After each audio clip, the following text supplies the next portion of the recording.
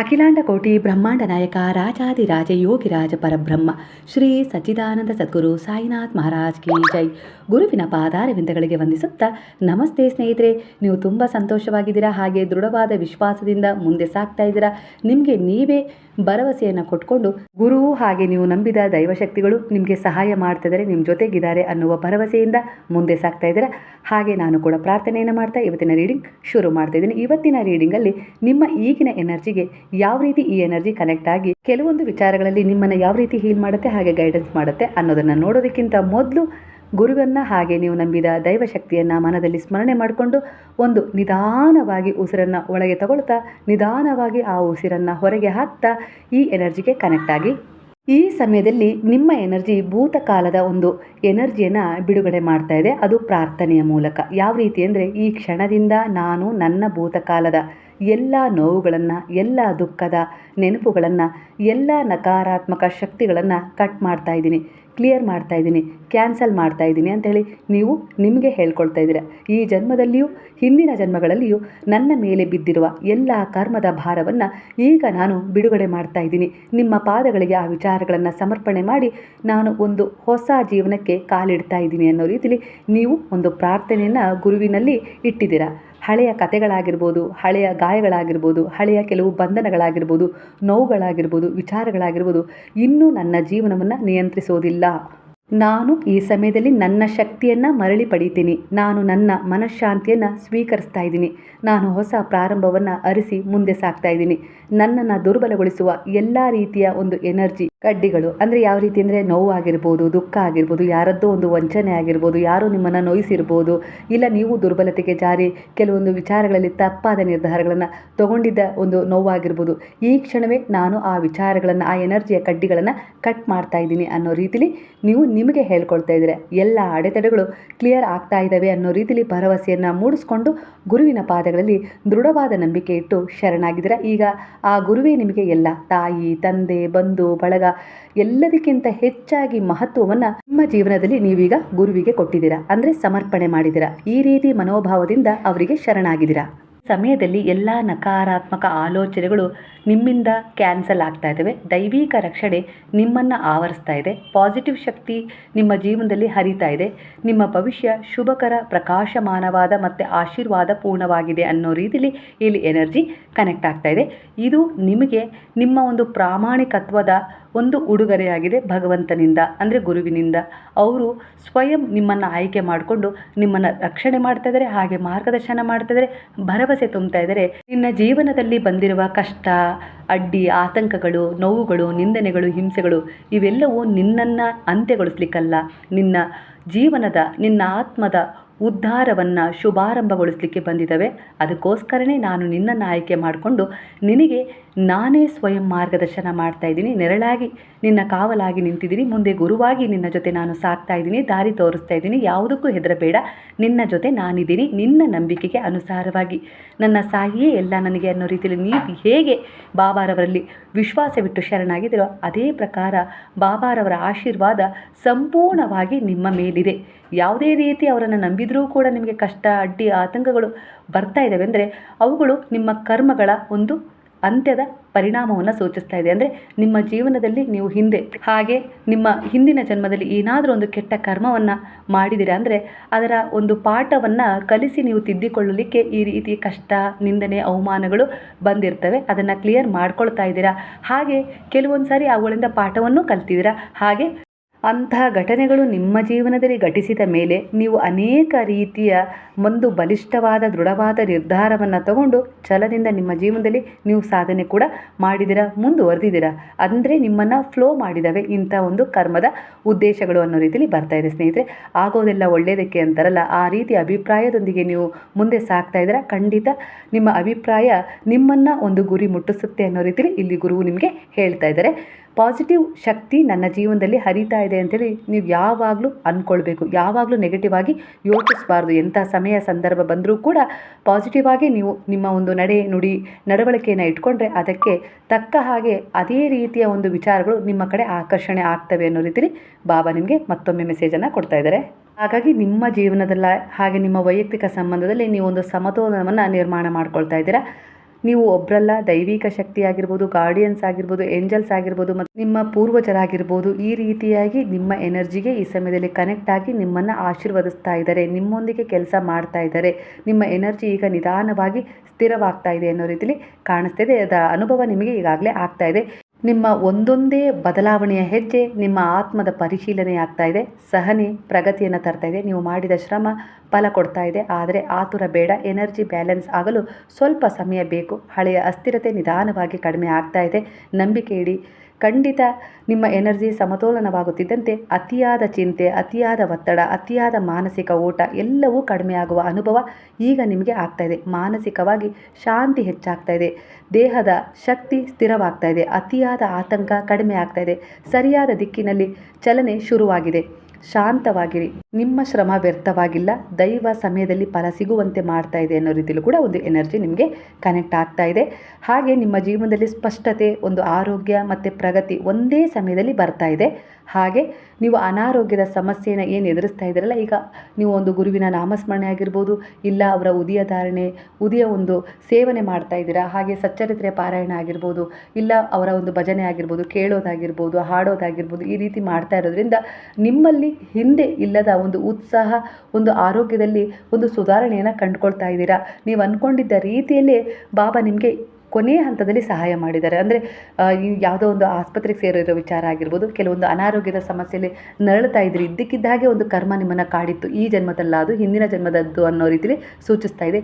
ಇದ್ದಕ್ಕಿದ್ದ ಹಾಗೆ ನಿಮ್ಮ ಜೀವನದಲ್ಲಿ ಎಲ್ಲ ಸರಿಯಾಗತ್ತೆ, ಮುಂದೆ ಎಲ್ಲ ಒಳ್ಳೆಯದಾಗತ್ತೆ, ಹಾಗೆ ಬದುಕೋಣ ಹೀಗೆ ಬದುಕೋಣ ಅನ್ನೋ ರೀತಿಯಲ್ಲಿ ಕನಸು ಕಟ್ಕೊಂಡಿದ್ರಿ. ಅಂತಹ ಸಮಯದಲ್ಲಿ ದಿಢೀರನೆ ಅನಾರೋಗ್ಯದ ಸಮಸ್ಯೆ ಬಂದು ನಿಮ್ಮನ್ನು ಕಾಡಿಸಿ ನಿಮ್ಮ ಮನಸ್ಥಿತಿಯನ್ನು ವಿಚಲಿತಗೊಳಿಸ್ತಾ ಇದೆ. ಇದು ನಿಮ್ಮ ಕೊನೆಯ ಪರೀಕ್ಷೆಯಾಗಿತ್ತು. ನೀವು ಇಲ್ಲಿ ಸ್ವಲ್ಪ ಸಂದೇಹಕ್ಕೆ ಈಡಾಗ್ಬಿಟ್ರಿ. ನನ್ನ ಜೀವನದಲ್ಲಿ ಎಲ್ಲ ಸರಿಯಾಗ್ತಾ ಇದೆ ಅಂತ ಹೇಳಿ ನಾನು ಅಂದ್ಕೊಂಡಿದ್ದೆ. ಇಂಥ ಸಮಯದಲ್ಲಿ ನಾನು ನಂಬಿದ ಗುರು, ನಾನು ನಂಬಿದ ದೈವಶಕ್ತಿನ ನನ್ನ ಕೈ ಬಿಟ್ಬಿಡ್ತಲ್ಲ ಅನ್ನೋ ರೀತಿಲಿ, ನನಗೆ ಆ ಗುರುವನ್ನೇ ನಂಬೋದಿಲ್ಲ, ದೈವಶಕ್ತಿಯನ್ನೇ ನಾನು ನಂಬೋದಿಲ್ಲ ಅನ್ನೋ ರೀತಿಲಿ ಕೆಲವರು ನಿಮ್ಮ ಮನಸ್ಥಿತಿನ ವಿಚಲಿತಗೊಳಿಸ್ಕೊಂಡಿದ್ದೀರಾ. ಇದು ನಿಮ್ಮ ಕೊನೆಯ ಪರೀಕ್ಷೆಯಾಗಿತ್ತು. ನೀವೆಲ್ಲೋ ಒಂದು ರೀತಿಲಿ ಗುರುವಿನ ಒಂದು ವಿಚಾರದಲ್ಲಿ ನಿಮ್ಮ ಪ್ರಾರ್ಥನೆಯ ಮೇಲೆ, ನಿಮ್ಮ ಭಕ್ತಿಯ ಮೇಲೆ, ನಿಮ್ಮ ಒಳ್ಳೆಯ ಉದ್ದೇಶದ ಕರ್ಮದ ಮೇಲೆ ಸಂದೇಹ ಪಟ್ಟಿದ್ದೀರಾ. ಆದರೆ ನಿಧಾನವಾಗಿ ಈ ಸ್ಥಿತಿ ಬದಲಾಗ್ತಾ ಇದೆ.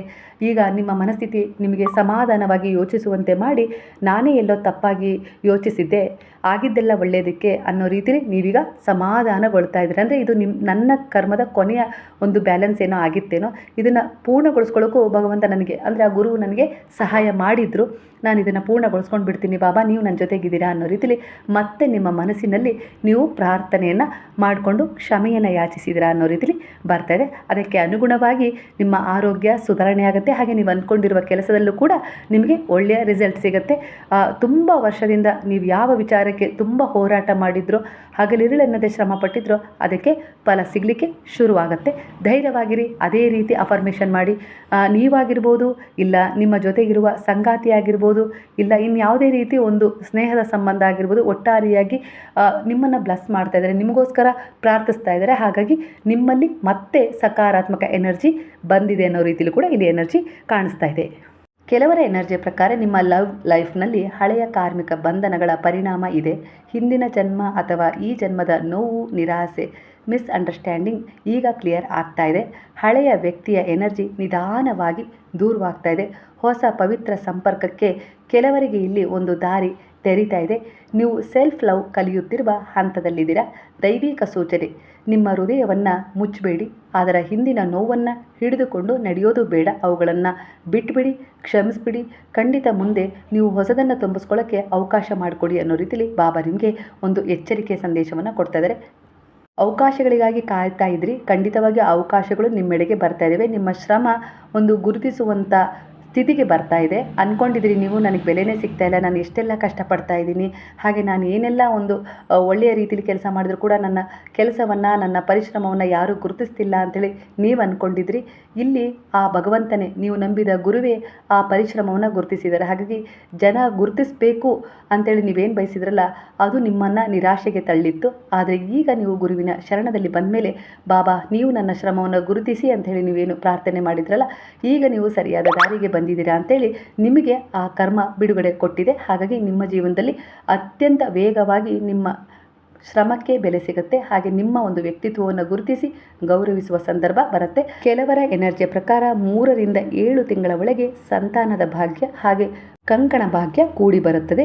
ಗುರುವಿನಲ್ಲಿ ಇನ್ನೂ ದೃಢವಾದ ವಿಶ್ವಾಸವಿಟ್ಟು ಶರಣಾಗಿ ಸಂದೇಹಕ್ಕೆ ಎಡೆ ಮಾಡಿಕೊಡ್ಬೇಡಿ. ನಿಮ್ಮ ಜೀವನದಿಂದ ಕೆಲವು ಬ್ಲಾಕೇಜ್ಗಳು ಹಿಂದೆ ಸರಿತಾ ಇದ್ದಾವೆ, ಹಾಗೆ ನೆಗೆಟಿವ್ ಪ್ಯಾಟರ್ನ್ಗಳು ಕಡಿಮೆ ಆಗ್ತಾ ಇದ್ದಾವೆ. ನಿಮ್ಮ ಆತ್ಮ ಹೊಸ ಲೆವೆಲ್ಗೆ ಏರ್ತಾ ಇದೆ. ಈಗ ನೀವು ಟ್ರಾನ್ಸ್ಫರ್ಮೇಷನ್ ಫೇಸ್ನಲ್ಲಿ ಇದ್ದೀರಾ. ವ್ಯಾಪಾರದ ವಿಚಾರದಲ್ಲಾಗಿರ್ಬೋದು, ಇನ್ಯಾವುದೋ ಒಂದು ಮನೆ ಬದಲಾಯಿಸುವ ವಿಚಾರ ಆಗಿರ್ಬೋದು, ಏನೋ ಖರೀದಿ ಮಾಡೋ ವಿಚಾರ ಆಗಿರ್ಬೋದು, ನ್ಯಾಯದ ವಿಚಾರದಲ್ಲಾಗಿರ್ಬೋದು, ಸ್ವಲ್ಪ ಅಸ್ಥಿರತೆ ಏರಿಳಿತ ಕಾಣ್ಬೋದು. ಆದರೆ ಅದು ಶುದ್ಧೀಕರಣದ ಪ್ರಕ್ರಿಯೆಯನ್ನು ಸೂಚಿಸ್ತಾ ಇದೆ. ಖಂಡಿತ ನಿಮಗೆ ಕೆಲವು ದಿನಗಳಲ್ಲಿ ಅದರಲ್ಲಿ ಒಂದು ಅದ್ಭುತವಾದ ಪರಿವರ್ತನೆ ಕಾಣುತ್ತೆ. ನೀವು ಯಾವೆಲ್ಲ ರೀತಿಯಲ್ಲಿ ಆ ಪರಿವರ್ತನೆ ಸಿಕ್ಕ ನಂತರ ಒಂದು ಗುರುವಿಗಾಗಿರ್ಬೋದು, ಹಾಗೆ ಯಾವುದೋ ಒಂದು ದೇವರಿಗಾಗಿರ್ಬೋದು ಏನನ್ನು ಸಲ್ಲಿಸಬೇಕು ಅಂತೇಳಿ ಅಂದ್ಕೊಂಡಿದ್ದೀರಲ್ಲ, ಅದಕ್ಕೆ ತಯಾರಿ ಮಾಡ್ಕೊಳ್ಳಿ. ಖಂಡಿತ ನಿಮ್ಮ ಕೆಲಸ ಕೈಗೂಡುತ್ತೆ. ಆದಷ್ಟು ಬೇಗನೆ ನಿಮ್ಮ ಕರ್ಮ ಕ್ಲಿಯರ್ ಆಗ್ತಾ ಇದೆ. ಪ್ರೀತಿ ಮತ್ತು ಪ್ರಗತಿ ಎರಡೂ ಕೂಡ ನಿಮ್ಮತ್ತ ಬರ್ತಾ ಇದೆ. ದೈವದ ಸಮಯದಲ್ಲಿ ಅದ್ಭುತವಾದದ್ದೇ ನಡೀತಾ ಇದೆ. ಆ ಸಮಯವನ್ನು ನೀವೀಗ ಕಾಯ್ದುಕೊಂಡಿದ್ದೀರಾ. ಅಂದರೆ ನಿಮ್ಮ ಜೀವನದಲ್ಲಿ ಆ ರೀತಿ ಒಂದು ಯೋಗವನ್ನು ನಿಮ್ಮ ಕರ್ಮಗಳ ಉದ್ದೇಶದ ಮೇಲೆ ದಯೆ, ಕರುಣೆ, ಪ್ರೇಮ, ಸೇವೆಯನ್ನು ಮಾಡ್ತಾ ಕೆಲವು ದೋಷಗಳನ್ನು ನಿವಾರಣೆ ಮಾಡಿಕೊಂಡು ಒಂದು ಒಳ್ಳೆಯ ಕರ್ಮದ ಎನರ್ಜಿಗೆ ನೀವು ಕಾರಣರಾಗಿದ್ದೀರಾ. ಅದಕ್ಕೆ ಉತ್ತರ ಆ ಕರ್ಮವೇ ಕೊಡುತ್ತೆ ಕೆಲವು ದಿನಗಳಲ್ಲಿ ಅನ್ನೋ ರೀತಿಯಲ್ಲಿ ಬರ್ತಾ ಇದೆ. ಅಂದರೆ ನಿಮ್ಮ ಒಂದು ಡಿವೈನ್ ಟೈಮಿಂಗ್ ಶುರುವಾಗಿದೆ. ದೈವಿಕ ಸಮಯದಲ್ಲಿ ನೀವೀಗಿದ್ದೀರಾ ಅನ್ನೋ ರೀತಿಯಲ್ಲಿ ಕೂಡ ಇಲ್ಲಿ ಎನರ್ಜಿ ಕನೆಕ್ಟ್ ಆಗ್ತಾ ಇದೆ. ಸ್ವಾವಲಂಬನೆಯ ಹಂತಕ್ಕೆ ನೀವು ಬರ್ತಾ ಇದ್ದೀರಾ. ಆದರೆ ಸಂಪೂರ್ಣ ಆಶೀರ್ವಾದ ಪಡೆಯಲು ನಿಮ್ಮೊಳಗಿನ ಪುರುಷ ಮತ್ತು ಸ್ತ್ರೀ ಶಕ್ತಿಗಳ ಸಮತೋಲನ ಅಗತ್ಯ ಅನ್ನೋ ರೀತಿಯಲ್ಲಿ ಬರ್ತಾ ಇದೆ. ಅಂದರೆ ನೀವೀಗ ಸ್ವಾವಲಂಬನೆಯ ಬದುಕಿನ ಕಡೆ ಹೊರಡ್ತಾ ಇದ್ದೀರಾ. ಅಂದರೆ ಇವೆರಡೂ ಶಕ್ತಿಗಳ ಸಮತೋಲನ ನಿಮ್ಮಲ್ಲಿ ಅಗತ್ಯ. ಕೆಲವೊಂದು ಸಾರಿ ನೀವು ಹೋಗೋ ಜಾಗದಲ್ಲಾಗಿರ್ಬೋದು, ಇಲ್ಲವೇ ನಿಮಗೆ ಕೆಲವು ಪರಿಸ್ಥಿತಿಗಳು ಏನು ಎದುರಾಗ್ತಾವಲ್ವ, ಅಲ್ಲಿ ನಿಮಗೆ ಪುರುಷ ಮತ್ತು ಸ್ತ್ರೀ ಶಕ್ತಿಯನ್ನು ಸಮತೋಲನದಲ್ಲಿ ತಗೊಂಡು ಅಲ್ಲಿಯ ಒಂದು ವಿಚಾರಗಳನ್ನು ಫೇಸ್ ಮಾಡುವಂತಹ ಧೈರ್ಯ ಬೇಕು ಅಂತ ಹೇಳಿ ಬರ್ತಾ ಇದೆ. ಗುರು ಇಲ್ಲಿ ನಿಮಗೆ ಸೂಚನೆಯನ್ನು ಮೊದಲೇ ಕೊಡ್ತಾ ಇದ್ದಾರೆ. ಅಂತ ಹಂತ ಬಂದರೆ ಖಂಡಿತವಾಗಿಯೂ ನೀವು ಈ ವಿಚಾರವನ್ನು ನೆನಪು ಮಾಡ್ಕೊಳ್ಳಿ. ಕುಗ್ಗಬೇಡಿ. ಧೈರ್ಯವಾಗಿ ಅಲ್ಲಿ ಏನು ಮಾತಾಡಬೇಕು ಅದನ್ನು ನೀವು ಮಾತನಾಡಲಿಕ್ಕೆ ಶುರು ಮಾಡಿ. ಬಾಬಾರವರ ಸ್ಮರಣೆ ಮಾಡಿ. ಆ ಮಾತುಗಳು ಆತ್ಮದ ಮೂಲಕ ತನ್ನಿಂದ ತಾನೇ ಹೊರ ಬರ್ತವೆ. ಆಗ ನಿಮಗೆ ಧೈರ್ಯವಾಗಿ ಅಲ್ಲಿ ನಿಲ್ಲಲಿಕ್ಕೆ, ಅವುಗಳನ್ನು ಎದುರಿಸಲಿಕ್ಕೆ, ಅಲ್ಲಿ ಮಾತನಾಡಲಿಕ್ಕೆ ನಿಮಗೆ ಆ ಗುರು ಎಲ್ಲ ರೀತಿಯಲ್ಲೂ ಮಾರ್ಗದರ್ಶನ ಹಾಗೆ ದೈಹಿಕ ಮಾನಸಿಕ ಶಕ್ತಿಯನ್ನು ಕೊಡ್ತಾರೆ ಅನ್ನೋ ರೀತಿಯಲ್ಲಿ ಇಲ್ಲಿ ನಿಮಗೆ ಬಾಬಾರವರೇ ಸ್ವಯಂ ವಚನವನ್ನು ಕೊಡ್ತಾ ಇದ್ದಾರೆ. ಹಾಗಾಗಿ ಕಾರ್ಯಪ್ರವೃತ್ತಿ ಆಗಿ ಅನ್ನೋ ರೀತಿಯಲ್ಲಿ ಬರ್ತದೆ. ನಿರ್ಧಾರ ತೆಗೆದುಕೊಳ್ಳುವ ಸಾಮರ್ಥ್ಯ ಇದೆ. ಗುರಿ ಸಾಧನೆ ಕಡೆ ಏನು ಹೋಗ್ತಾ ಇದ್ದೀರಲ್ಲ, ರಕ್ಷಣೆ ಮತ್ತು ಶಕ್ತಿಯನ್ನು ನಾನೇ ನಿಮಗೆ ನೀಡ್ತೀನಿ ಅನ್ನೋ ರೀತಿಯಲ್ಲಿ ಬಾಬಾ ನಿಮಗೆ ಹೇಳ್ತಾ ಇದ್ದಾರೆ. ನಿಮ್ಮಲ್ಲಿ ಸ್ತ್ರೀ ಶಕ್ತಿನೂ ಅಡಗಿದೆ. ಅದು ಗಂಡು ಮಕ್ಕಳಿಗಾಗಿರ್ಬೋದು, ಹೆಣ್ಮಕ್ಳಿಗಾಗಿರ್ಬೋದು. ಪ್ರೀತಿ, ಸಹನೆ, ಅಂತರ್ದೃಷ್ಟಿ, ಸ್ವೀಕಾರ ಮತ್ತು ಮೃದುತ್ವ ಇದು ಇದೆ ನಿಮ್ಮಲ್ಲಿ. ಭಾವನಾತ್ಮಕವಾಗಿ ನೀವು ಅತಿಯಾಗಿ ಕೆಲವೊಂದು ಸಾರಿ ಕೆಲವ್ರ ಜೊತೆ ಸೇರ್ತೀರಾ. ಆದರೆ ದುರ್ಬಲ ನಿರ್ಧಾರಗಳಿಂದ ಕೆಲವೊಂದು ಸಾರಿ ಕುಗ್ತೀರಾ ಅನ್ನೋ ರೀತಿಯಲ್ಲಿ ಬರ್ತದೆ ಕೆಲವರಿಗೆ. ಹಾಗೆ ನೀವು ಇಲ್ಲಿ ದೈವ ಸಂದೇಶ ಯಾವ ರೀತಿ ನಿಮಗೆ ಸಿಗ್ತಾ ಇದೆ ಅಂದರೆ, ನೀವು ಈಗ ಸ್ವತಂತ್ರ ಮತ್ತು ಬಲಿಷ್ಠವಾದ ಆತ್ಮವಾಗಿದ್ದರೆ, ಆದರೆ ನಿಮ್ಮೊಳಗಿನ ಸೂರ್ಯ ಮತ್ತು ಚಂದ್ರ ಸಮತೋಲನವಾಗಿದ್ದರೆ ನಿಮ್ಮ ಜೀವನದಲ್ಲಿ ಸಂಪೂರ್ಣ ಸಮೃದ್ಧಿ ಬರುತ್ತೆ. ಅಂದರೆ ಸೂರ್ಯ ತಂದೆಯ ಸಮಾನ, ಚಂದ್ರ ತಾಯಿಯ ಸಮಾನ. ಹಾಗಾಗಿ ಈ ಎರಡೂ ಗುಣಗಳೊಂದಿಗೆ ನೀವು ಮುಂದೆ ಹೋಗಬೇಕು ಅನ್ನೋ ರೀತಿಯಲ್ಲಿ ಬರ್ತದೆ. ಆಗ ಕೆಲಸದಲ್ಲಿ ಪ್ರಗತಿ, ಪ್ರೀತಿಯಲ್ಲಿ ಗೌರವ, ಆರ್ಥಿಕ ಸ್ಥಿರತೆ, ಆತ್ಮವಿಶ್ವಾಸ ಹೆಚ್ಚಾಗುತ್ತೆ. ಹಾಗೆ ನೀವು ನಿಮ್ಮ ಮನೆಯವರ ಪರವಾಗಿರ್ಬೋದು, ಮಗನ ಪರವಾಗಿರ್ಬೋದು, ಮಗಳ ಪರವಾಗಿರ್ಬೋದು, ನೀವು ಏನು ಒಂದು ಪ್ರಾರ್ಥನೆಯನ್ನು ಆ ಗುರುವಿನಲ್ಲಿ ನೀವು ನಂಬಿದ ದೈವಿ ಶಕ್ತಿಯಲ್ಲಿ ಇಟ್ಟಿದ್ದೀರೋ, ಖಂಡಿತವಾಗಿ ಆ ದೇವಿಯ ಆಶೀರ್ವಾದ ಹಾಗೆ ಗುರುವಿನ ಮಾರ್ಗದರ್ಶನ ಈಗ ಕನೆಕ್ಟ್ ಆಗಿರೋದ್ರಿಂದ ಖಂಡಿತ ನಿಮ್ಮ ಗಂಡನಿಗಾಗಿರ್ಬೋದು, ನೀವು ಬಯಸಿದ ಯಾವ ವ್ಯಕ್ತಿಗಾಗಿರ್ಬೋದು, ಅಲ್ಲಿ ನಿಮಗೆ ಅವರಿಗೆ ಗೌರವ ಸಿಗುತ್ತೆ. ಹಾಗೆ ಅವರಿಗೆ ಬೆಲೆ ಸಿಗುವ ಸಮಯ ಕೂಡ ಬಂದಿದೆ. ಅವರ ಮನಸ್ಸಿಗೆ ಈಗ ಕೊಂಚ ನಿರಾಳ, ಎಷ್ಟೇ ಒಂದು ಸ್ಟ್ರೆಸ್ ಫೀಲ್ ಆಗ್ತಾ ಇದ್ರೂ ಕೂಡ ಅವ್ರ ಮನಸ್ಸಿಗೆ ಸಂತೋಷ ಸಿಗುತ್ತೆ. ಅದರಿಂದ ನಿಮಗೂ ಕೂಡ ಎಲ್ಲೋ ಒಂದು ರೀತಿಯಲ್ಲಿ ತುಂಬ ಆತ್ಮವಿಶ್ವಾಸ ಹೆಚ್ಚೋದರ ಜೊತೆಗೆ ಗುರುವಿಗೆ ಕೃತಜ್ಞತೆಯನ್ನು, ಆ ದೇವಿಗೆ ಕೃತಜ್ಞತೆಯನ್ನು ಸಲ್ಲಿಸುವಂಥ ಕ್ಷಣ ನಿಮ್ಮ ಜೀವನದಲ್ಲಿ ಆದಷ್ಟು ಬೇಗನೆ ಬರಲಿದೆ ಅಂತ ಹೇಳಿ ಕಾಣಿಸ್ತಾ ಇದೆ. ನಿಮ್ಮ ಮಕ್ಕಳು ಏನಾಗಬೇಕು ಅಂತೇಳಿ ನೀವು ಬಯಸ್ತಾ ಇದ್ದೀರೋ ಆ ವಿಚಾರವನ್ನು ಗುರುವಿನಲ್ಲಿಟ್ಟು ಶರಣಾಗಿದ್ದೀರಾ. ಬಾಬಾ, ನನ್ನ ಆಸೆ ಇದಾಗಿದೆ, ನೀವು ಹೇಗೆ ಅದರಲ್ಲಿ ಪರಿವರ್ತನೆಯನ್ನು ಕೊಡ್ತೀರೋ ಅದನ್ನು ನಾನು ಸ್ವೀಕರಿಸ್ತೀನಿ. ನನ್ನ ಮಕ್ಕಳು ಬೇರೆ ಎಲ್ಲ, ಅವರು ನಿಮ್ಮ ಮಕ್ಕಳೇ ಆಗಿದ್ದಾರೆ. ಹಾಗಾಗಿ ನೀವು ಅವರಿಗೆ ಏನು ಕೊಡ್ತೀರೋ ಅದನ್ನು ನಾನು ತೃಪ್ತಿಯಿಂದ ಸ್ವೀಕರಿಸ್ತೀನಿ ಅಂತೇಳಿ ನೀವು ಅವರು ನನ್ನ ಮಕ್ಕಳಲ್ಲ ನಿಮ್ಮ ಮಕ್ಕಳು ಅನ್ನೋ ರೀತಿಯಲ್ಲಿ ಬಾಬಾರವರ ಪಾದಗಳಲ್ಲಿಟ್ಟು ಶರಣಾಗಿದ್ದರೆ ಖಂಡಿತವಾಗಿ ಅವರಲ್ಲಿ ನೀವು ಬದಲಾವಣೆಯನ್ನು ಈಗ ಸಾಕಷ್ಟು ಕಾಣ್ತಿದ್ದೀರಾ. ಮುಂದೆ ಸಾಯಿ ಅನ್ನುವ ಹೆಸರನ್ನೇ ನೀವು ಅವರ ಜೊತೆ ಜೋಡಣೆ ಮಾಡಿದ್ದೀರಾ ಅಂದರೆ ಖಂಡಿತವಾಗಿ ಅವರ ಜೀವನದಲ್ಲಿ ಅಪ್ರತಿಮ ಗೌರವ, ಒಂದು ಒಳ್ಳೆಯ ವ್ಯಕ್ತಿತ್ವ, ಒಳ್ಳೆಯ ಸಾಧನೆ, ಒಳ್ಳೆಯ ಗುರಿಯನ್ನು ತಲುಪೋದ್ರ ಜೊತೆಗೆ ಅವರು ಒಬ್ಬ ಒಳ್ಳೆಯ ವ್ಯಕ್ತಿಯಾಗಿ ಬಾಳ್ತಾರೆ. ಅದರಿಂದ ಅವರ ಭವಿಷ್ಯ ಸುರಕ್ಷಿತವಾಗಿರುತ್ತೆ. ಯಾರು ಏನೇ ಕೆಟ್ಟ ಪರಿಣಾಮ ಬೀರಬೇಕು, ಕೆಟ್ಟ ದೃಷ್ಟಿ ಹಾಕಬೇಕು ಅಂತೇಳಿ ಬಯಸಿದಷ್ಟು ಇವ್ರ ಜೀವನ ಮುಂದೆ ಹೋಗ್ತಾನೆ ಇರುತ್ತೆ. ಅವರು ನಿಂತಲ್ಲೇ ನಿಂತು ಅವರ ಜೀವನದಲ್ಲಿ ಕೆಲವು ಕೊರತೆಗಳನ್ನು ಅನುಭವಿಸ್ತಾರೆ. ಅಂತಹ ಒಂದು ದೈವಶಕ್ತಿಯ ಬೆಂಬಲ, ಗುರುಶಕ್ತಿಯ ರಕ್ಷಣೆ, ಮಾರ್ಗದರ್ಶನ ನಿಮ್ಮ ಮಕ್ಕಳ ಮೇಲೆ ಪ್ರಬಲವಾಗಿ ತೋರಿಸ್ತಾ ಇದೆ. ಹಾಗಾಗಿ ನಿಮ್ಮ ಮಕ್ಕಳ ಬಗ್ಗೆ ನೀವು ಏನು ಒಂದು ಪ್ರಾರ್ಥನೆ ಮಾಡ್ತಾ ಇದ್ದೀರೋ, ಅವ್ರಿಗೆ ಒಳ್ಳೆಯದಾಗಬೇಕು ಅಂತೇಳಿ ಬಯಸ್ತಾ ಇದ್ದೀರೋ, ಅವರ ಪರವಾಗಿ ಗುರುವಿನಲ್ಲಿ ಯಾವ ರೀತಿ ಒಂದು ಸಂಕಲ್ಪವನ್ನು ಮಾಡಿ ದಯೆ, ಕರುಣೆ, ಪ್ರೇಮದಿಂದ ಸೇವೆಯನ್ನು ಮಾಡ್ತಾ ಇದ್ದರು. ಹಾಗೆ ದೈವಾರಾಧನೆ, ಅದು ಸಾಯಿ ಸಚ್ಚರಿತ್ರೆ ಪಾರಾಯಣ ಆಗಿರ್ಬೋದು, ಇನ್ಯಾವುದೇ ರೀತಿ ಒಂದು ಗ್ರಂಥಗಳ ಪಾರಾಯಣ ಆಗಿರ್ಬೋದು, ಅವರಿಗೋಸ್ಕರ ಒಂದು ಅರ್ಚನೆ ಮಾಡಿಸ್ತಾ ಇದ್ದರು. ಇಲ್ಲ ಹಗಲು ಇರುಳು ಅವರಿಗೋಸ್ಕರ ಒಂದು ಪ್ರಾರ್ಥನೆಯನ್ನು ಮಾಡ್ತಾಯಿದ್ರು ಅವರ ಪರವಾಗಿ. ಅವರನ್ನು ಅದು ಸುರಕ್ಷಿತವಾಗಿಡೋದ್ರ ಜೊತೆಗೆ ಸರಿಯಾದ ತೀರ್ಮಾನಗಳನ್ನು ತಗೊಳ್ಳೋಕ್ಕೆ ಸಾಧ್ಯ ಮಾಡಿಕೊಡ್ತಾ ಇದೆ. ಯಾರೋ ಬಂದು ಅವರನ್ನು ನೆಗೆಟಿವ್ ವಿಚಾರಗಳಿಗೆ ಕರ್ಕೊಂಡು ಹೋಗಬೇಕು ಅಂತೇಳಿ ಪ್ರಯತ್ನಿಸಿದರೂ ಕೂಡ ಅವರು ಸಚೇತರಾಗ್ತಾ ಇದ್ದಾರೆ. ಗುರುವು ಅಲ್ಲಿ ಆಸ್ಪದ ಕೊಡ್ತಾ ಇಲ್ಲ ಅವ್ರ ಜೊತೆಗೆ ಹೋಗಲಿಕ್ಕೆ. ಅವರಿಗೆ ಕೊಂಚ ಆ ಮನಸ್ಥಿತಿ ಮೂಡಿದರೂ ಕೂಡ ನಿಮ್ಮ ಸಂಸ್ಕಾರಗಳು, ನೀವು ಬೆಳೆಸಿದ ರೀತಿ ನೀತಿಗಳು ಅವರಿಗೆ ನೆನಪಾಗಿ ಅಂಥ ಒಂದು ಕೆಟ್ಟ ಕಾರ್ಯ ಅವರಿಂದ ನಡೆಯೋದಿಲ್ಲ. ಹಾಗಾಗಿ ನೀವು ನಂಬಿಕೆ ಇಡಿ. ಅವರು ಎಷ್ಟೋ ದೂರದಲ್ಲಿರಲಿ, ಏನೇ ಮಾಡ್ತಾ ಇರಲಿ, ನೀವು ಅವರಿಗೋಸ್ಕರ ಒಂದು ಒಳ್ಳೆಯ ಪ್ರಾರ್ಥನೆ, ಒಂದು ಒಳ್ಳೆಯ ಸೇವೆ ಮಾಡ್ತಾ ಇದ್ದೀರಾ ಅಂದರೆ ಖಂಡಿತವಾಗಿಯೂ ನಿಮ್ಮ ಎನರ್ಜಿ ಅವರ ಎನರ್ಜಿಗೆ ಕನೆಕ್ಟ್ ಆಗಿ ಅವರನ್ನು ಸಂರಕ್ಷಿಸ್ತಾ ಇದೆ, ಸಂತೋಷವಾಗಿಡ್ತಾ ಇದೆ. ಕೆಲವೊಂದು ವಿಚಾರಗಳಲ್ಲಿ ಸರಿಯಾದ ನಿರ್ಧಾರಗಳನ್ನು ತಗೊಳ್ಳೋ ಹಾಗೆ ಮಾಡ್ತಾ ಇದೆ. ಹಾಗೆ ಸರಿಯಾದದ್ದನ್ನೇ ಆಯ್ಕೆ ಮಾಡಿಕೊಂಡು ಅದರಲ್ಲಿ ಪ್ರಗತಿ ಸಾಧಿಸುವಲ್ಲಿ ಅವರು ಖಂಡಿತವಾಗಿಯೂ ವಿಜಯಿಗಳಾಗ್ತಾರೆ ಅನ್ನೋ ರೀತಿಯಲ್ಲಿ ಕೂಡ ಇಲ್ಲಿ ಎನರ್ಜಿ ಕನೆಕ್ಟ್ ಆಗ್ತದೆ. ಹಾಗಾಗಿ ಗುರುವಿನಲ್ಲಿ ವಿಶ್ವಾಸ ಎಷ್ಟು ದೃಢವಾಗ್ತಾ ಹೋಗುತ್ತೋ ಹಾಗೆ ನಿಮ್ಮ ಕರ್ಮದ ಉದ್ದೇಶಗಳು ಎಷ್ಟು ಒಳ್ಳೆಯ ಕರ್ಮಗಳಿಗೆ ಕನೆಕ್ಟ್ ಆಗ್ತಾ ಹೋಗ್ತೀವೋ ನಿಮ್ಮ ಮಕ್ಕಳ ಭವಿಷ್ಯ ಆಗಿರ್ಬೋದು, ನಿಮ್ಮ ಭವಿಷ್ಯ ಆಗಿರ್ಬೋದು ಖಂಡಿತವಾಗಿ ಸುರಕ್ಷಿತವಾಗಿರುತ್ತೆ. ಹಾಗೆ ನೀವು ಬಯಸಿದ ರೀತಿಯಲ್ಲೇ ಅದು ಒಂದು ಒಳ್ಳೆಯ ದಡವನ್ನು ಖಂಡಿತವಾಗಿಯೂ ಸೇರಿಸ್ತಾರೆ ಗುರು ಅಂತ ಒಂದು ಭರವಸೆಯನ್ನು ಅವರು ಕೊಟ್ಟಿದ್ದಾರೆ. ಯಾಕಂದರೆ ಗುರುವು ಅನ್ನೋದು ಒಂದು ಸೀಮಿತ ಶಕ್ತಿಯಲ್ಲ, ಅದು ಅಸೀಮಿತ ಶಕ್ತಿಯಾಗಿದೆ. ಅದರಿಂದ ಏನು ಬೇಕಾದರೂ ಸಾಧನೆ ಆಗುತ್ತೆ. ಹಾಗಾಗಿ ಗುರುವನ್ನೇ ನೀವು ಆಶ್ರಯಿಸಿದಿರಾ ಅಂದರೆ ಇಲ್ಲಿ ಹರ ಮುನಿದರು ಗುರು ಮುನಿಯರು, ಅದನ್ನು ನೀವು ಅರ್ತಿದ್ದೀರಾ. ಹಾಗಾಗಿ ಗುರು ಆ ಹರನೂ ಕೂಡ ನಿಮ್ಮ ಮೇಲೆ ಕೋಪಗೊಳ್ಳಬಾರ್ದು. ಆ ರೀತಿಯಾಗಿ ನಿಮಗೆ ಒಳ್ಳೆಯ ಕರ್ಮಗಳನ್ನು ಮಾಡುವ ಹಾಗೆ ನಿಮ್ಮನ್ನು ಪ್ರೇರೇಪಿಸ್ತಾ ಇದ್ದಾರೆ. ಅದ್ರ ಜೊತೆಗೆ ಮಾರ್ಗದರ್ಶನ ಮಾಡ್ತಾ ಇದ್ದಾರೆ. ಕರ್ಮಗಳಿಂದ ಅಂದರೆ ಕೆಟ್ಟ ಕರ್ಮಗಳಿಂದ, ಅಂದರೆ ನೀವು ಅಂದ್ಕೊಳ್ಬೋದು ಈ ಸಮಯದಲ್ಲಿ ನಾನು ಏನೂ ಮಾಡಿಲ್ಲ, ಈ ಜನ್ಮದಲ್ಲಿ ನಾನು ಒಂದು ಇರುವೆಗೂ ನೋವು ಮಾಡಿಲ್ಲ ಅಂತೇಳಿ ನೀವು ಅಂದ್ಕೊಳ್ತಾ ಇರ್ಬೋದು. ಹಿಂದಿನ ಕರ್ಮದ ಒಂದು ನೆಗೆಟಿವ್ ಎನರ್ಜಿ ಇಲ್ಲಿ ಕನೆಕ್ಟ್ ಆಗ್ತಾ ಇರೋದ್ರಿಂದ ಈ ಜನ್ಮದಲ್ಲದರೂ ಹಿಂದಿನ ಜನ್ಮದ ಪ್ರಾರಬ್ಧ ಕರ್ಮ ನಿಮ್ಮನ್ನು ಕಾಡ್ತಾ ಇದೆ ಈ ಸಂದರ್ಭದಲ್ಲಿ. ಆದರೆ ಗುರುವಿನ ಆಶ್ರಯದಲ್ಲಿರೋದ್ರಿಂದ ಅವರು ಆ ಕರ್ಮವನ್ನು ಕಳ್ಕೊಳ್ಳೋಕ್ಕೆ ನಿಮಗೆ ಎಲ್ಲ ರೀತಿಯಲ್ಲೂ ಸಹಾಯ ಮಾಡಿ ನಿಮ್ಮ ಮೂಲಕವೇ ಕಾರ್ಯ ಪ್ರವೃತ್ತರಾಗಿ ನಿಮ್ಮ ದೋಷಗಳನ್ನು ಕಳ್ಕೊಳ್ಳೋಕ್ಕೆ ನಿಮ್ಮಿಂದಲೇ ಕೆಲವೊಂದು ಕರ್ಮಗಳನ್ನು ಮಾಡಿಸ್ತಾ ಇದ್ದಾರೆ. ಒಟ್ಟಾರೆಯಾಗಿ ಆ ಗುರುವು ಹಸ್ತಕ್ಷೇಪ ಇಲ್ಲಿ ಮಾಡ್ತಾ ಇದ್ದಾರೆ, ಇಲ್ಲ ಅಂತಲ್ಲ. ಆದರೆ ವಿಧಿಯ ವಿರುದ್ಧ ಅಲ್ಲ. ಆ ವಿಧಿ ಕೂಡ ಗುರುವ ಹಸ್ತಕ್ಷೇಪ ಮಾಡಿ ಉಳಿಸ್ತಾ ಇದ್ದಾರೆ ಅಂತೇಳಿ ಇಲ್ಲಿ ಕಂಪ್ಲೇಂಟ್ ಮಾಡೋ ಹಾಗಿಲ್ಲ. ಹಾಗೆ ನಿಮ್ಮಲ್ಲಿ ನೀವು ಅಂದರೆ ಅವರಲ್ಲಿ ಶರಣಾದ ಮರುಕ್ಷಣದಿಂದ ನಿಮ್ಮಿಂದ ಒಳ್ಳೆಯ ಕಾರ್ಯಗಳಾಗುವಂತೆ ಮಾಡಿ ನಿಮ್ಮ ಮನಸ್ಥಿತಿಯನ್ನು ಶಾಂತವಾಗಿ ಒಂದು ಒಳ್ಳೆಯದು ಯಾವುದು ಕೆಟ್ಟದ್ದು ಯಾವುದು ಅನ್ನೋ ರೀತಿಯಲ್ಲಿ ಗುರುತಿಸಿ ನೀವು ಸರಿಯಾದ ದಾರಿಯನ್ನೇ ಸರಿಯಾದದ್ದನ್ನೇ ಆಯ್ಕೆ ಮಾಡಿಕೊಂಡು ನಿಮ್ಮ ಭವಿಷ್ಯವನ್ನು ಸುರಕ್ಷಿತ ಮಾಡ್ಕೊಳ್ಬೇಕು. ಆ ರೀತಿಯಾಗಿ ಗುರು ನಿಮಗೆ ದೂರ ನಿಂತು ತೋರಿಸ್ತಾ ಇದ್ದಾರೆ ಎಲ್ಲ ರೀತಿಲಿ. ಅಂದರೆ ಸನ್ನೆ ಮಾಡಿ ಹೇಳ್ತಾ ಇದ್ದಾರೆ, ಈ ದಾರಿಯಲ್ಲಿ ಹೋಗು, ಈ ತೀರ್ಮಾನವನ್ನು ತಗೋ ಅನ್ನೋ ರೀತಿಲಿ ನಿಮ್ಮ ಆತ್ಮದ ಮೂಲಕ ಅರಿವನ್ನು ಮೂಡಿಸ್ತಾ ಇದ್ದಾರೆ. ಇದರ ಆಧಾರದ ಮೇಲೆ ಅವರ ಸ್ಮರಣೆ ಮಾಡಿದ ತಕ್ಷಣ ಅವರು ನಿಮಗೆ ಗೋಚರಿಸ್ತಾ ಇದ್ದಾರೆ. ಕನಸಿನ ಥ್ರೋ ನಿಮಗೆ ಕೆಲವೊಂದು ಸೂಚನೆಗಳನ್ನು ಕೊಡ್ತಾ ಇದ್ದಾರೆ. ಹಾಗೆ ಉದಿಯ ಮೂಲಕ ನಿಮ್ಮ ಮನೆಗೆ ಬರ್ತಾ ಇದ್ದಾರೆ, ಪ್ರಸಾದದ ಮೂಲಕ ನಿಮ್ಮ ಮನೆಗೆ ಬರ್ತಾ ಇದ್ದಾರೆ. ಯಾರೋ ಫೋಟೋ ತಂದು ಕೊಟ್ಟರು, ಇದ್ದಕ್ಕಿದ್ದ ಹಾಗೆ ಯಾವುದೋ ಮಗುವಿಗೆ ನೀವು ಒಂದು ನೀರನ್ನು ಕೊಟ್ರಿ ಅಂದರೆ ಖಂಡಿತವಾಗಿಯೂ ಅದು ಬಾಬಾರವರ ಪ್ರೇರಣೆ ಆಗಿತ್ತು ಅನ್ನೋ ರೀತಿಯಲ್ಲಿ ಬರ್ತಾ ಇದೆ. ಹಾಗಾಗಿ ಇಲ್ಲಿ ಗುರುವು ಸಂಪೂರ್ಣವಾಗಿ ನಿಮ್ಮ ಸುತ್ತ ಆವರಿಸಿದ್ದಾರೆ. ಅಂದರೆ ಅವರ ಶಕ್ತಿಯುತವಾದ ಊರ್ಜೆಗಳು ನಿಮ್ಮನ್ನು ಈ ಸಮಯದಲ್ಲಿ ಪ್ರೊಟೆಕ್ಟ್ ಮಾಡ್ತಾ ಇದ್ದಾವೆ. ಹಾಗಾಗಿ ನಿಮ್ಮ ಔರ ಪರಿಶುದ್ಧವಾಗಿದೆ. ಎಷ್ಟೇ ನೆಗೆಟಿವ್ ವಿಚಾರಗಳು ನಿಮ್ಮಲ್ಲಿ ಬಂದರೂ ಕೂಡ ಅವುಗಳು ತಕ್ಷಣದಲ್ಲೇ ಪಾಸಿಟಿವ್ ಆಗ್ತಾ ಇರೋದಕ್ಕೆ ಇದೇ ಕಾರಣ ಅನ್ನೋ ರೀತಿಯಲ್ಲಿ ಬರ್ತದೆ.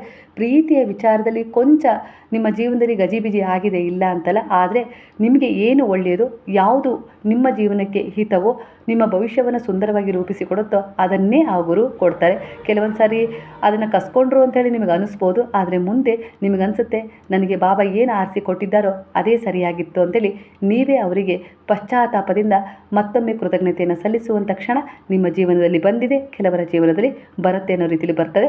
ಹಾಗೆ ಕೆಲವೊಂದು ವಿಚಾರಗಳಲ್ಲಿ ಪ್ರೇಮಿಗಳಾಗಿರ್ಬೋದು, ವೈಯಕ್ತಿಕ ಸಂಬಂಧಗಳಲ್ಲಾಗಿರ್ಬೋದು, ಅಣ್ಣ ತಂಗಿಯ ಸಂಬಂಧದಲ್ಲಾಗಿರ್ಬೋದು, ಕೆಲವು ಕೊಂಚ ಏರಿಳಿತಗಳನ್ನು ಕಂಡು ನೋವನ್ನು ನೀವು ಪಟ್ಟಿದ್ದೀರಿ. ಅದರಿಂದ ಕೂಡ ಕೆಲವು ಪಾಠಗಳನ್ನು ಕಲ್ತ್ರಿ. ಕೆಲವು ವ್ಯಕ್ತಿಗಳನ್ನು ಅರ್ಥ ಮಾಡಿಕೊಂಡು ನೀವು ಸರಿಯಾಗಿ ಗಟ್ಟಿಯಾಗಿ ಹೇಗೆ ನಿಲ್ಲಬೇಕು, ಹೇಗೆ ನನ್ನ ವರ್ತನೆ ಇರಬೇಕು ಅನ್ನೋದನ್ನು ಕೂಡ ನೀವು ಕಲ್ತ್ಕೊಂಡು ಈ ಜೀವನದಲ್ಲಿ ಕೆಲವು ಸರಿಯಾದ ತೀರ್ಮಾನಗಳನ್ನು ತಗೊಂಡು ನೀವು ಮುಂದೆ ನಡಿಲಿಕ್ಕೆ ಸಾಧ್ಯ ಮಾಡಿಕೊಟ್ಟಿದೆ. ಒಟ್ಟಾರೆಯಾಗಿ ಇಲ್ಲಿ ಅದು ನೋವು ಕೊಟ್ಟಿತ್ತು ಇಲ್ಲ ಅಂತಲ್ಲ, ಆದರೆ ಅವರಲ್ಲಿ ಕ್ರಮೇಣವಾದ ಬದಲಾವಣೆಗಳು ನಿಮ್ಮ ಜೀವನದಲ್ಲಿ ಶಾಂತಿಯನ್ನು ತರ್ತವೆ. ಯಾಕಂದರೆ ನಿಮ್ಮ ಪ್ರಾರ್ಥನೆ ಆಗಿತ್ತು. ಬಾಬಾರವರು ನಿಮಗೆ ನೋವು ಕೊಟ್ಟಿರ್ಬೋದು ಆ ವಿಚಾರಗಳಿಂದ, ವೈಯಕ್ತಿಕ ಸಂಬಂಧ, ಪ್ರೀತಿ, ಇಲ್ಲ ನಿಮ್ಮದೇ ಆದ ಅಣ್ಣ ತಮ್ಮ, ಅಮ್ಮ ಮಕ್ಕಳು, ಇಂಥ ಸಂಬಂಧದಲ್ಲಿ ನಿಮಗೆ ಕೆಲವೊಂದು ಸಾರಿ ನೋವು ಸಿಕ್ಕಿದೆ ಇಲ್ಲ ಅಂತಲ್ಲ, ಆದರೆ ಅದು ಒಂದು ಕರ್ಮದ ಭಾಗ್ಯವಾಗಿತ್ತು, ಕರ್ಮದ ಯೋಜನೆಯೂ ಆಗಿತ್ತು. ಹಾಗಾಗಿ ಇಲ್ಲಿ ಆ ಯೋಜನೆಯ ಪ್ರಕಾರ ನೀವು ಏನನ್ನು ಅನುಭವಿಸಬೇಕಾಗಿತ್ತೋ ಅದನ್ನು ಅನುಭವಿಸುವ ಹಂತವನ್ನು ತಲುಪಿದ್ರಿ. ಆದರೆ ಇಲ್ಲಿ ಗುರುವು ಅದರ ಪ್ರಮಾಣವನ್ನು ತಗ್ಸಿದ್ದಾರೆ. ನಿಮಗೆ ಗೊತ್ತಾಗಿಲ್ಲ.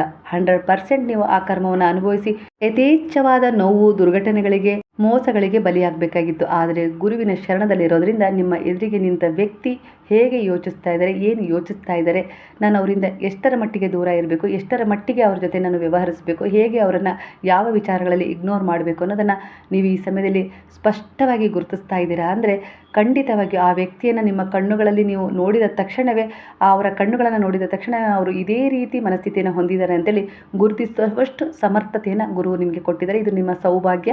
ನಿಮ್ಮ ಭಾಗ್ಯದಲ್ಲಿರೋದು ನಿಮಗೆ ಸಿಕ್ಕೇ ಸಿಗುತ್ತೆ. ನಿಮಗೇನು ಡಿಸರ್ವ್ ಮಾಡಿಕೊಟ್ಟಿತ್ತಲ್ಲ ನಿಮ್ಮ ಕರ್ಮ, ಸಂಚಿತ ಕರ್ಮದಲ್ಲಿ ಅದು ಇದೆ. ಅದನ್ನು ನೀವು ಪಡ್ಕೊಳ್ಳೋಕ್ಕೆ ಇಲ್ಲಿ ಎಲ್ಲ ರೀತಿಯ ಒಂದು ಅಡೆತಡೆಗಳು ಉಂಟಾಗಿದ್ದವು. ಕೆಲವರು ಅಡೆತಡೆ ಉಂಟು ಮಾಡಿದ್ರು, ಬ್ಲ್ಯಾಕ್ ಮ್ಯಾಜಿಕ್ಗಳನ್ನು ಮಾಡಿದರು, ಹಾಗೆ ಕೆಟ್ಟ ದೃಷ್ಟಿಯನ್ನು ನಿಮ್ಮ ಮೇಲೆ ಬೀರಿದರು, ಹಾಗೆ ನಿಮಗೆ ತುಂಬ ಅನೇಕ ರೀತಿಯಲ್ಲಿ ಕಠಿಣ ಸಂದರ್ಭಗಳನ್ನು ಎದುರಿಸುವಂತೆ ಮಾಡಿದರು. ನಿಮ್ಮ ಜೊತೆಗೆ ಇದ್ದು ಇಲ್ಲ ನಿಮ್ಮ ಹತ್ತಿರದಲ್ಲೇ ಇದ್ದು ನಿಮಗೆ ತುಂಬಾ ಜೀವಿಸಲಿಕ್ಕೆ ಆಗಲೇಬಾರ್ದು, ಸತ್ತೋಗ್ಬಿಡೋಣ ಅನ್ನಬೇಕು, ಅಷ್ಟರ ಮಟ್ಟಿಗೆ ಹಿಂಸೆಯನ್ನು ಕೊಟ್ಟಿದ್ದರು. ಆದರೆ ನೀವು ಸತ್ತೋಗಬೇಕು ಅನ್ನೋ ರೀತಿಲೂ ಕೂಡ ಎಷ್ಟೋ ಸರಿ ತಲೆ ಕೆಡಿಸ್ಕೊಂಡಿದ್ರಿ. ನಮಗೆ ಬದುಕೋಕ್ಕೆ ಆಗೋದಿಲ್ಲ, ಇವರು ಇಷ್ಟೆಲ್ಲ ನಮಗೆ ವರ್ತನೆ ಕೆಟ್ಟದಾಗಿ ಮಾಡ್ತಾ ಇದ್ದಾರೆ ಅಂತೇಳಿ ನೀವು ಅಂದ್ಕೊಂಡಿದ್ರಿ.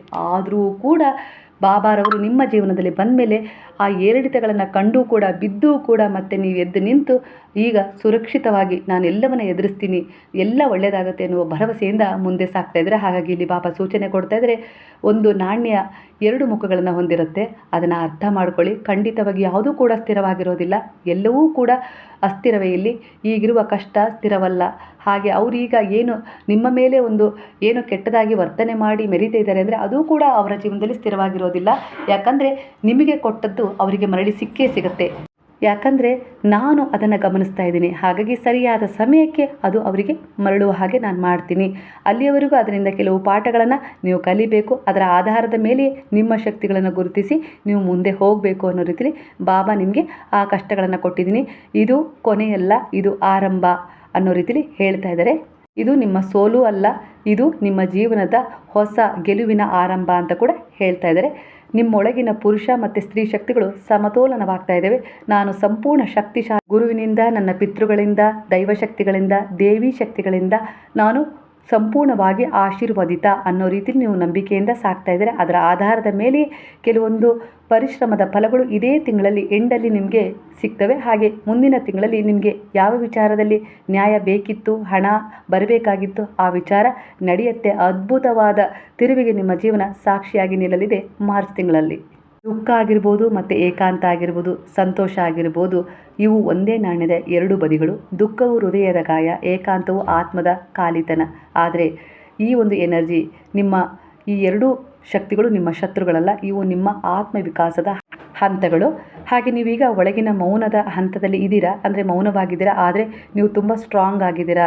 ಆ ಮೌನ ಕೆಲವರನ್ನು ಸೋಲಿಸ್ತಾ ಇದೆ, ಕೆಲವರನ್ನು ಯೋಚಿಸುವಂತೆ ಮಾಡ್ತಾ ಇದೆ. ಹೊರಗಿನ ಸಂಪರ್ಕ ಕಡಿಮೆ ಆದರೂ ಒಳಗಿನ ಸಂಪರ್ಕ ಹೆಚ್ಚಾಗ್ತಾ ಇದೆ.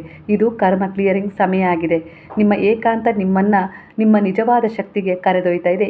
ಈ ದುಃಖ ಶಾಶ್ವತವಲ್ಲ, ಇದು ಆತ್ಮವನ್ನು ಬಲಪಡಿಸುವ ಪರೀಕ್ಷೆ. ಹಾಗೆ ನಿಮ್ಮ ಜೀವನವನ್ನು ಸುರಕ್ಷಿತಗೊಳಿಸುವ ಒಂದು ಆಯ್ಕೆ ಮಾಡ್ಕೊಳ್ಳೋಕ್ಕೆ ದಾರಿ ಮಾಡಿಕೊಡ್ತಿದ್ದಾರೆ. ಯಾಕಂದರೆ ನೀವು ಗುರುವಿನಲ್ಲಿ ಯಾವ ರೀತಿಯ ಒಂದು ಎನರ್ಜಿ, ಒಂದು ಪ್ರಾರ್ಥನೆ, ಒಂದು ಸಂಕಲ್ಪದೊಂದಿಗೆ ಕನೆಕ್ಟ್ ಆಗಿದ್ದೀರೋ ಅದಕ್ಕೆ ತಕ್ಕ ಹಾಗೆ ನಿಮ್ಮ ಜೀವನದಲ್ಲಿ ಹೊಸ ಹೊಸ ತಿರುವುಗಳು, ಹೊಸ ಹೊಸ ಜನರು ಬರ್ತಾರೆ, ಹೊಸ ಕೆಲವು ಪರೀಕ್ಷೆಗಳು ಎದುರಾಗ್ತವೆ. ಹಾಗೆ ಕೆಲವು ಜನರು ನಿಮ್ಮಿಂದ ದೂರ ಹೋಗ್ತಾರೆ, ಬೇರೆ ಜನರು ಕೆಲವರು ನಿಮಗೆ ಸಹಾಯ ಮಾಡುವ ಮೂಲಕ ನಿಮ್ಮ ಜೀವನಕ್ಕೆ ಪ್ರವೇಶ ಮಾಡ್ತಾರೆ. ಒಟ್ಟಾರೆಯಾಗಿ ಇಲ್ಲಿ ತುಂಬ ಬದಲಾವಣೆಗಳನ್ನು ನೀವು ಅನುಭವಿಸ್ತೀರ. ಟ್ರಾನ್ಸ್ಫಾರ್ಮೇಷನ್ ಸೂಚನೆ ಕೂಡ ಇಲ್ಲಿ ಸಿಗ್ತಾ ಇದೆ. ಏಕಾಂತದಲ್ಲಿ ಧ್ಯಾನವನ್ನು ಮಾಡೋದನ್ನು ಕಲಿಬೇಕು. ದುಃಖವನ್ನೇ ಪಾಠವಾಗಿಸ್ಕೊಳ್ಳಿ. ನಿಮ್ಮನ್ನು ನೀವು ಗೆಳೆಯನಾಗಿಸ್ಕೊಂಡು ನೋಡಿ. ಖಂಡಿತವಾಗಿಯೂ ಆಗ ನಿಮ್ಮೊಳಗೆ ನೀವು ಒಂಟಿಯಲ್ಲ, ನಿಮ್ಮ ಜೊತೆ ಬಾಬಾ ಪ್ರತಿನಿತ್ಯ ಮಾತಾಡ್ತಾ ಇದ್ದಾರೆ, ಪ್ರತಿನಿತ್ಯ ನಿಮಗೆ ಒಂದು ದಾರಿಯನ್ನು ತೋರಿಸ್ತಾ ಇದ್ದಾರೆ ಅನ್ನೋದು ನಿಮಗೆ ಅರ್ಥ ಆಗ್ತಾ ಹೋಗುತ್ತೆ. ಆಗ ನೀವು ಶಕ್ತಿಶಾಲಿಯಾಗಿ ಪರಿವರ್ತನೆ ಆಗ್ತೀರಾ. ಒಟ್ಟಾರೆಯಾಗಿ ಈಗಿನ ನಿಮ್ಮ ಜೀವನ ಹೊಸ ಬೆಳಕು, ಹೊಸ ಸಂಪರ್ಕ, ಹೊಸ ಆತ್ಮವಿಶ್ವಾಸದಿಂದ ಮುಂದೆ ಹೋಗ್ತಾ ಇದ್ದೀರಾ. ಒಟ್ಟಾರೆಯಾಗಿ ನಿಮಗೆ ನೀವು ಇಲ್ಲಿ ಒಂದು ಪ್ರಶ್ನೆಯನ್ನು ಕೇಳ್ಕೊಳ್ಬೇಕು, ಯಾಕಂದರೆ ಇದು ಸತ್ಯವಾದ ವಿಚಾರವಾಗಿದೆ. ಈಗ ಈ ಸಮಯದಲ್ಲಿ ನೀವು ರೂಪಾಂತರಗೊಳ್ತಾ ಇದ್ದೀರಾ. ನನ್ನ ಜೀವನದಲ್ಲಿ ಏಕೆ ಇಷ್ಟು ಗೊಂದಲ, ಪ್ರೀತಿ, ಕೆಲಸ, ಮನಸ್ಸು ಎಲ್ಲವೂ ಯಾಕೆ ಮಿಶ್ರವಾಗಿದೆ? ನೀನು ಈಗ ಒಂದು ಪರಿವರ್ತನೆಯ ಹಂತದಲ್ಲಿ ಇದ್ದೀಯಾ. ಹಳೆಯ ಅಧ್ಯಾಯ ಮುಗಿಯುತ್ತಾ ಇದೆ, ಹೊಸ ಅಧ್ಯಾಯ ಆರಂಭವಾಗ್ತಾ ಇದೆ. ಅದಕ್ಕೆ ಈ ಎಲ್ಲ ರೀತಿಯ ವಿಚಾರಗಳು ನಿನಗೆ ಗೊಂದಲವನ್ನು ತರ್ತಾ ಇದೆ ಅನ್ನೋ ರೀತಿಯಲ್ಲಿ ಬಾಬಾ ಹೇಳ್ತಿದ್ದಾರೆ.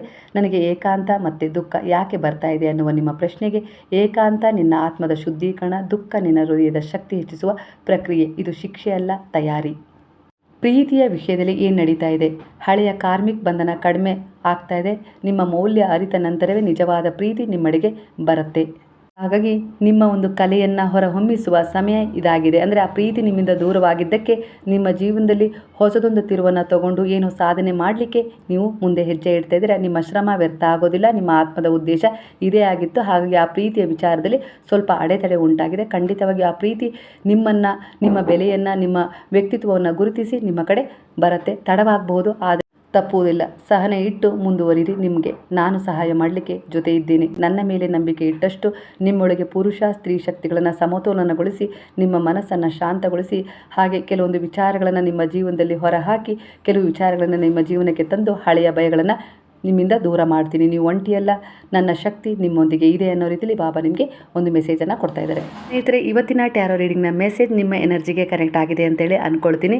ಇದು ಬ್ಯಾಲೆನ್ಸ್ ಎನರ್ಜಿ ಆಗಿರುತ್ತೆ. ಹಾಗೆ ಇಲ್ಲಿ ನೀವು ಬೇರೆ ಬೇರೆ ರೀತಿಯ ಎನರ್ಜಿಯಿಂದ ಈ ವಿಡಿಯೋನ ನೋಡಿದಾಗ ನಿಮಗೆ ಭಿನ್ನವಾದ ಎನರ್ಜಿಗೆ ಕನೆಕ್ಟ್ ಆಗಿ ನಿಮ್ಮ ಅನೇಕ ರೀತಿಯ ಪ್ರಶ್ನೆಗಳಿಗೆ ಉತ್ತರವನ್ನು ನೀಡಿರುತ್ತೆ. ಯಾಕಂದರೆ ಇದೊಂದು ಜನರಲ್ ರೀಡಿಂಗ್ ಆಗಿರುತ್ತೆ. ನಿಮ್ಮ ನಂಬಿಕೆಗೆ ಅನುಸಾರವಾಗಿ ನಿಮ್ಮ ಎನರ್ಜಿ, ಗುರುವಿನ ಎನರ್ಜಿ, ದೈವಶಕ್ತಿಗಳ ಎನರ್ಜಿಗೆ ಕನೆಕ್ಟ್ ಆಗಿ ನಿಮ್ಮ ಮನಸ್ಸಿಗೆ ಹತ್ತಿರವಾಗುವಂಥ ಸಂದೇಶಗಳನ್ನು ನೀಡಿದರೆ ಕೃತಜ್ಞತಾಪೂರ್ವಕವಾಗಿ ಸಾಯಿರಾಮ್ ಅಂತೇಳಿ ಕಮೆಂಟ್ ಮಾಡೋದನ್ನು ಮರಿಬೇಡಿ. ಹಾಗಾದರೆ ಎಲ್ಲರೂ ಸೇರಿ ಹೇಳುವ, ಹರೇ ರಾಮ ರಾಮ ರಾಮ ಹರೇ ಹರೇ, ಹರೇ ಕೃಷ್ಣ ಕೃಷ್ಣ ಕೃಷ್ಣ ಹರೇ ಹರೇ, ಹರೇ ಸಾಯಿ ಸಾಯಿ ಸಾಯಿ ಹರೇ ಹರೇ, ಹರೇ ಬಾಬಾ ಬಾಬಾ ಬಾಬಾ ಹರೇ ಹರೇ, ಹರೇ ದತ್ತ ದತ್ತ ದತ್ತ ಹರೇ ಹರೇ.